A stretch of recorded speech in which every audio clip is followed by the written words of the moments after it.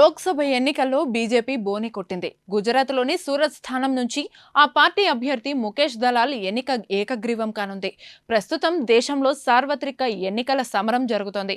ఇప్పటికి తొలి విడత పోలింగ్ మాత్రమే పూర్తయింది. అయితే ఈలోపే ఫలితాలు కూడా రాకముందుకే బీజేపీ తొలి విజయం దక్కినట్లయింది. సూరత్ నియోజకవర్గం నుంచి పోటీకి దిగిన కాంగ్రెస్ అభ్యర్థి నామినేషన్ తిరస్కరణకు గురికాగా పోటీలో ఉన్న మిగతా అభ్యర్థులు తమ నామినేషన్లను ఉపసంహరించుకున్నారు.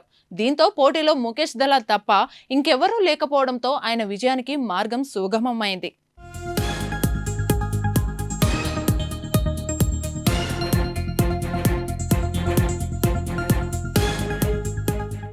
సూరత్ నుంచి కాంగ్రెస్ తరపున పోటీ చేస్తున్న నిలేష్ కుంభని నామినేషన్ను రిటర్నింగ్ అధికారి సౌరభ్ పార్దీ తిరస్కరించారు.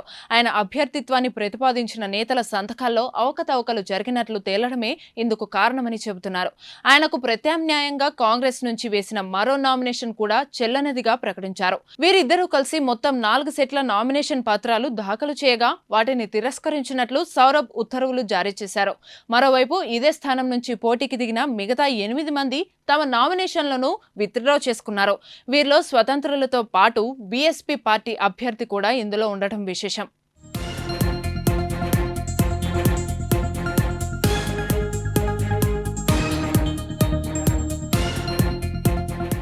ఇక ముఖేష్ దలాల్ విజయంపై ఈసీ అధికారిక ప్రకటన చేసింది. ఈ విషయాన్ని గుజరాత్ బీజేపీ అధ్యక్షుడు సిఆర్ పాటిల్ సోషల్ మీడియాలో వెల్లడిస్తూ దలాల్కు అభినందనలు తెలియజేశారు.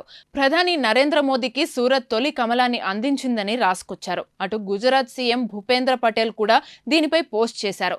వచ్చే ఎన్నికల్లో బీజేపీ చారిత్రక విజయాన్ని నాందిపడిందని, ప్రధాని మోదీ నాయకత్వంలో గుజరాత్ సహా దేశవ్యాప్తంగా 400 స్థానాలతో కమలం జయబేరి మోగిస్తుందని విశ్వాసం వ్యక్తం చేశారు.